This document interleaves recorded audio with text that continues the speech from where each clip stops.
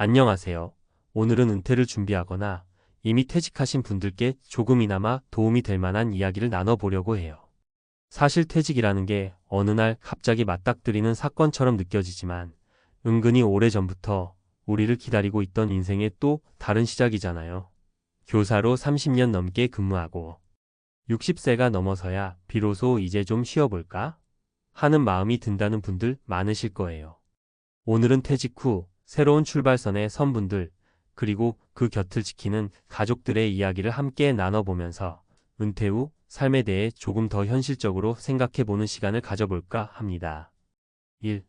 은퇴 후에도 내 일상이 있어야 하는 이유. 퇴직 후의 삶이란 단순히 일을 안 하는 삶이 아니라 새로운 삶이 시작되는 것과 같다고들 하잖아요. 특히나 교사로 오랜 기간 근무해온 분이라면 매일 정해진 시간표가 있고 학생들과 함께 생활하며 주어진 교과 과정을 따라가던 게 습관처럼 몸에 배어 있을 거예요. 그런데 정년퇴직과 동시에 갑자기 자유의 몸이 된다는 건 생각보다 엄청난 변화를 불러일으킬 수 있죠. 저도 주변을 보면 막상 퇴직하고 나서는 내가 앞으로 뭘 해야 하지? 라는 막막함에 빠지는 경우가 많더라고요.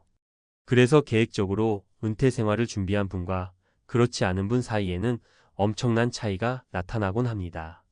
계획적으로 은퇴를 준비한 분은 이미 나는 어떤 취미를 가질까, 어떤 나라부터 여행을 시작할까, 노년에 즐길 수 있는 경제활동은 무엇이 있을까 등을 구체적으로 고민해둬요. 그 결과 막상 퇴직을 해도 이미 갈 길이 설정되어 있으니 막연한 불안 대신 기대감으로 새 출발을 시작하게 되죠. 준비 없이 은퇴한 분은 갑작스러운 정체성과 역할 상실을 느껴요. 아침에 일어나서 오늘은 무엇을 해야 하지?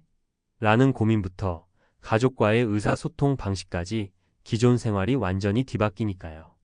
어떤 분들은 너무 뻔한 일상에 답답함을 느끼거나 혹은 기존 직장 생활에서의 권위와 지위가 사라져서 심리적 공허를 경험하기도 해요. 하지만 이렇게 이야기한다고 해서 은퇴 후에는 자유시간이 너무 많아 힘들다는 부정적인 면만 있는 건 절대 아니에요. 오히려 이 시기를 정말 잘 활용하면 평생을 일하느라 미뤄뒀던 꿈을 펼칠 절호의 기회가 되기도 하죠. 한 달 만에 벌어진 일 그리고 우리가 배워야 할 것. 오늘 얘기의 주인공인 교사 남편분도 마찬가지였어요. 평생을 교단에서 보낸 그가 드디어 정년퇴직과 함께 이젠 내가 진짜 하고 싶은 걸 해봐야지 라며 세계 여행을 꿈꿨습니다. 그간 일 때문에 시간이 안 맞아서 혹은 경제적으로 준비가 안 돼서 계속 미뤄왔던 긴 여행. 그게 얼마나 낭만적이고 설레는 일이겠어요. 아이들은 이미 다 자라고 대학생이거나 사회인으로 자리를 잡았고 아내 역시 이제 좀 편하게 남편과 여행 다니면서 둘만의 시간을 갖길 바라는 마음이 컸죠. 그래서 자녀들도 아버지, 이제 하고 싶은 거 하셔야죠. 라고 응원했고 부부는 가벼운 옷가지와 카메라, 노트북 정도 챙겨서 세계 일주에 도전했습니다. 하지만 출발한 지 한 달이 지나서 예기치 못한 문제가 터지고 말았어요. 흔히 생각하는 사고일 수도 있고 갑작스러운 가족의 건강 문제나 재정적인 문제가 닥쳤을 수도 있겠죠. 예를 들어 해외에서 음식이 안 맞아 건강을 해쳤다거나 여행 중 연락이 끊겨 가족들이 애태웠다거나 혹은 예산 계산을 잘못해 여행 경비가 훨씬 더 든다든지 이유는 다양하겠지만 중요한 건 퇴직 후 갖게 된 로망이 막상 현실과 맞닥뜨리니 그 충격이 꽤 컸다는 거예요. 여기서 우리가 배워야 할 건 큰 결심을 하기 전에는 현실적인 문제들을 꼼꼼하게 살펴보고 준비할 필요가 있다는 점이에요. 퇴직 후의 삶이라는 게 로또처럼 단번에 인생 역전을 노릴 수 있는 일이 아니잖아요. 우리가 흔히 인생은 계획대로 되지 않는다라고 하지만 그래도 기본적인 대비와 구체적인 정보 수집은 필수입니다. 특히 해외여행처럼 물리적으로 멀리 떠나는 일은 예상치 못한 변수가 많으니까요. 3. 은퇴 후 삶에 꼭 필요한 3가지 사례. 이쯤에서 구체적인 사례를 몇 개 말씀드려 볼게요. 이 사례들은 제가 주변에서 들은 이야기들을 조금 변형한 것들이에요. 한 번쯤 나도 저렇게 될 수 있겠구나 생각하며 들어주시면 좋겠습니다. 어살의 최고의 낭만 여행이 병원으로 이어지다. 상황 35년간 공무원으로 근무하고 60세에 퇴직하신 박모 씨. 평생 해외여행 한 번 못 가본 채 열심히 일만 해오다가 은퇴 기념으로 한 달간 유럽을 여행하기로 마음먹었어요. 문제 출발 전 건강검진에서 고혈압 주의 소견이 나왔는데 별것 아니겠지 하고 무시하고 갔다는 거예요. 그런데 막상 유럽에 가서 시차와 음식이 안 맞아 스트레스를 받다 보니 고혈압이 훅 치솟아서 결국 중간에 병원을 들락날락 해야 했어요. 보험 처리가 안 되거나 복잡한 부분도 있어서 예상치 못한 비용까지 부담하게 됐죠. 교훈 퇴직 후 자유로운 여행도 좋지만 먼저 내 몸 상태가 어디까지 버텨줄 수 있는가를 정확히 체크하는 게 중요하다는 겁니다. 젊을 때랑 달리 60세가 넘어서면 체력 관리와 건강 상태가 확연히 달라지잖아요. 비살에 막상 가만히 있으려니 외로워서 출근하고 싶더라. 상황 30년 넘게 교사 생활을 한 김모 씨. 모든 걸 내려놓고 쉬는 게 소원이라서 은퇴하자마자 집에서 이제야 자유다. 를 외쳤어요. 문제 한두 달은 그럭저럭 잘 쉬었는데 갑자기 무기력함이 몰려오기 시작한 거예요. 매일 아침에 일어나도 특별히 할 일이 없고 학교에서 받던 연락도 더 이상 안 오니까 본인이 아무것도 아닌 사람이 된 기분이 들었다고 해요. 설상가상으로 가족들도 각자 바쁘니 본인만 뺑 돌며 무료한 시간을 보내야 했죠.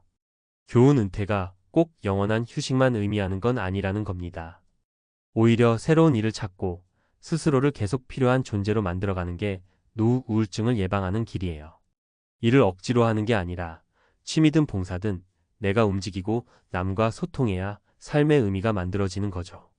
시살에 평생의 꿈을 이루는 순간 인생의 새로운 맛을 알게 됐다. 상황대학 교수로 재직하다가 65세에 퇴임한 최모 씨. 다들 교수님은 이제 책만 읽고 논문 정리하며 노후를 보내실 거다라고 생각했대요. 그런데 의외로 최 씨의 은퇴 계획은 전혀 달랐습니다. 젊었을 때부터 꿈꾸던 화가의 길에 도전하겠다고 선언하신 거예요. 과정 우선 주변 화가나 작가들의 전시회부터 찾아다니며 그림의 세계에 본격적으로 빠져들었고 자신이 직접 그림을 그려 SNS에 올리기 시작했어요. 그렇게 차근차근 자기만의 포트폴리오를 쌓더니 1년 뒤에는 작은 갤러리에서 개인 전시까지 열었죠. 교훈 우리가 은퇴 후에도 새로운 내 모습을 발견할 기회가 무궁무진하다는 걸 보여주는 사례예요. 가족이나 지인들의 기대와는 다른 길을 가더라도 본인이 진정 원하는 일을 하다 보면 그게 또 다른 직업이 되기도 하고 큰 보람을 느끼게 되죠. 4. 은퇴 후 나만의 매뉴얼을 작성해 보세요. 이제 사례들을 들어보니까 퇴직 후 삶이란 게 쉬울 것 같으면서도 상당히 많은 변수가 있다는 걸 느끼셨을 거예요. 특히나 일생일대의 로망이라고 생각한 세계 여행마저도 건강이나 재정, 심리적인 준비가 안 돼 있으면 힘든 순간이 찾아올 수 있습니다. 그렇다면 어떻게 하면 이런 변수들을 최소화하면서 내가 바라는 은퇴 생활을 만들어갈 수 있을까요? 제일 좋은 방법 중 하나는 은퇴 전부터 조금씩 나만의 은퇴 매뉴얼을 작성해 보는 거예요. 예를 들어 건강 어떤 정기 검진을 받고 여행 시 어떤 상비약을 챙겨야 할지, 해외 의료보험 가입은 어떻게 할지, 재정 여행 경비는 얼마쯤이 적당한지, 예상치 못한 지출응급 상황 등에 대비한 예비비는 얼마나 확보해야 하는지, 활동 일단 해외여행부터 할 것인지 아니면 동호회나 봉사활동 혹은 재취업 등으로 사회와 연결돼 있을 것인지, 정서적 준비 막상 가족과 떨어져 있거나 일정한 직장에서의 소통이 없어졌을 때 나를 지탱해줄 취미나 친구 관계는 어떻게 유지할 것인지, 이런 리스트를 실제로 종이에 써보거나 가족들과 함께 의논해가며 구체적인 대책을 세워보는 거죠. 작은 것 같지만 막상 해보면 이 과정이 은퇴 후 심리적 안정을 잡는 데 큰 도움이 돼요. 5. 함께하는 삶을 위해. 퇴직 후 세계 여행을 떠난 지 한 달 만에 문제가 생긴 교사 남편의 이야기는 사실 누구에게나 일어날 수 있는 일이라고 생각해요. 우리가 기대하고 준비했던 것보다 훨씬 더 많은 돌발 상황이 벌어지고 그 문제를 해결해 나가는 과정에서 상처도 받고 또 배움도 얻는 법이죠. 하지만 가장 중요한 건 이 과정에서 외롭지 않도록 주위와 끊임없이 소통하는 거예요. 가족이 함께하는 여행이라면 서로 건강 상태나 심리 상태를 자주 체크해주고, 혼자 떠나는 여행이라면 매일 연락을 주고받으면서 현재 위치나 컨디션을 알려주는 것도 좋겠죠. 그리고 무엇보다도 은퇴 후의 삶을 긍정적으로 바라보는 태도가 필요해요. 이제 늙었으니 할 수 있는 게 없다가 아니라 내가 할 수 있는 새로운 일이 얼마나 많은데 라고 생각해야 어딜 가도 즐겁고 예기치 않은 문제도 더 현명하게 대처하게 되더라고요. 6. 맺은 말. 오늘은 퇴직 후 세계 여행 꿈꾸던 교사 남편 떠난 지 한 달 만에 벌어진 일이라는 이야기를 토대로 우리가 왜 미리 은퇴를 준비해야 하고 그 준비는 어떤 방식으로 해나가면 좋을지 사례를 들어 살펴봤습니다. 이야기가 길어졌지만 결론은 간단해요. 첫째, 은퇴 후에는 꿈꿔왔던 자유를 누리되 건강과 재정, 심리적인 부분을 꼼꼼히 점검해야 한다. 둘째, 막연히 놀겠다가 아니라 나 자신을 움직이게 하고 활력소가 되어줄 새로운 할 일이나 취미를 찾는 것이 중요하다.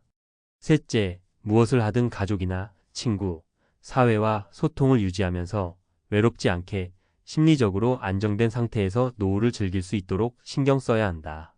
혹시 지금 퇴직을 앞두고 계시거나 이미 퇴직하셨다면 이 글이 조금이라도 공감이 되길 바라고요. 나도 저럴 수 있겠구나라는 생각이 드신다면 지금부터라도 작게나마 준비를 시작해 보시는 건 어떨까요? 인생은 두 번 살 수 없으니 그 어느 때보다도 내 마음과 몸을 알차게 가꾸면서 후회 없이 즐거운 노년을 보내시길 응원합니다.